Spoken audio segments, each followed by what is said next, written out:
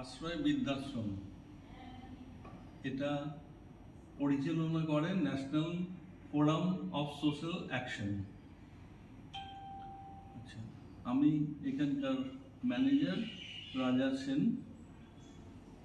তো আশ্রমের প্রতিদিনের যে কাজ সেইটা সম্পর্কে কিছু বলবো। আচ্ছা, প্রথমে আমি শুরু করছি সকাল থেকে, যেটা প্রত্যেক আবাসিককে দেওয়া হয় 6:30 থেকে 7টার সময় বেডটি, তার সঙ্গে বিস্কিট।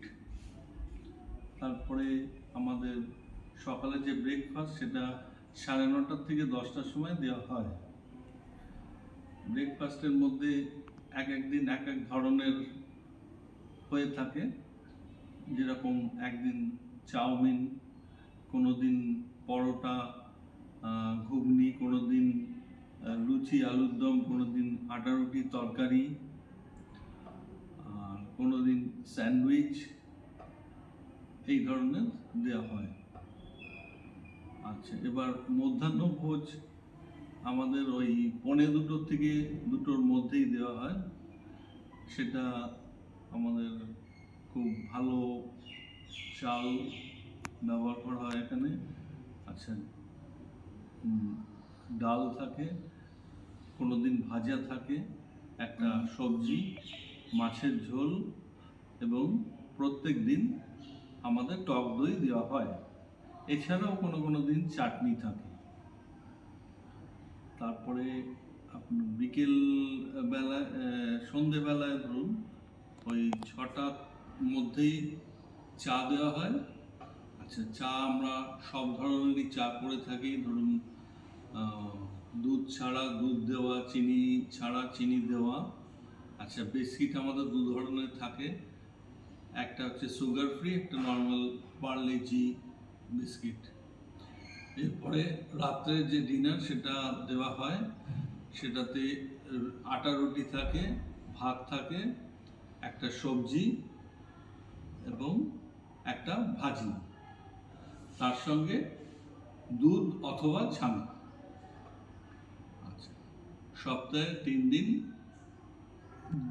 যারা খেতে চায় তাদের জন্য ডিমের তরকারি সবজির বদলে। আচ্ছা, এখানে আমাদের প্রত্যেকটা ঘরের সঙ্গে অ্যাটাচড বাথরুম আছে, এবং প্রত্যেকটা বাথরুমেই গিজার লাগানো আছে। সুতরাং আবাসিকরা সারা বছরই প্রয়োজন মতন গরম জল পেতে পারেন। আমাদের ডাক্তারবাবু ডক্টর এস.কে. বিশ্বাস, উনি আসেন প্রত্যেক শনিবার 11:30টার সময়। উনি প্রত্যেক আবাসিককে দেখে যান, তাদের রুটিন চেক আপ উনি করে যান, এবং ওষুধ থাকলে ওষুধ প্রেসক্রাইব করেন। আর আমাদের একজন ফিজিওথেরাপিস্ট আছেন, মিস্টার অভিরাম আচার্য। উনি মঙ্গলবার এবং শুক্রবার আসেন। উনি পালস দেখেন, প্রেশার দেখেন প্রত্যেক আবাসিকের। আচ্ছা, এবার কোনো আবাসিক অসুস্থ হলে আমরা নিয়ে যাই, এবং অভিরামবাবু সাহায্য করেন ভর্তি হওয়ার ক্ষেত্রে।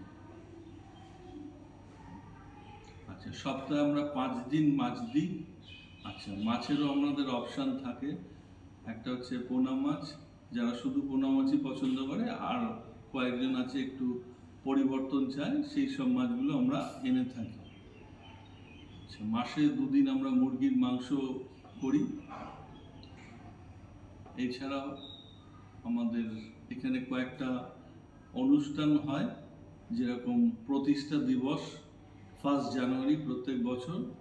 সেই দিন আমরা এখানে সবাই একত্রিত হই, বিভিন্ন অনুষ্ঠান হয়। সেখানে আমাদের সব আবাসিক কর্মীবৃন্দ, ম্যানেজমেন্টের লোক, ম্যানেজমেন্ট সংক্রান্ত সবাই, এবং স্কুলের, আমাদের এই আশ্রমের সঙ্গে একটা স্কুলও আছে, তাতে 12-13 জন ছাত্রছাত্রী আছেন, একজন শিক্ষিকা আছেন, তারাও সেদিন থাকেন এখানে। আচ্ছা, আমাদের এখানে একটা স্কুল বাচ্চাদের মানে সাক্ষরতার জন্য একটা স্কুল আছে, সেটা সম্পূর্ণ বিনামূল্যে বাচ্চাদের শিক্ষা দেওয়া হয় এবং টিফিন এবং ড্রেস যতটা আমাদের সম্ভব আমরা তাদের সাহায্য করে থাকি। আচ্ছা, ফাউন্ডেশন ডের পরে আমাদের 23শে জানুয়ারি নেতাজি সুভাষচন্দ্রের জন্মদিন পালন করা হয়। 26শে জানুয়ারি রিপাবলিক ডে, 15ই আগস্ট ইন্ডিপেন্ডেন্স ডে।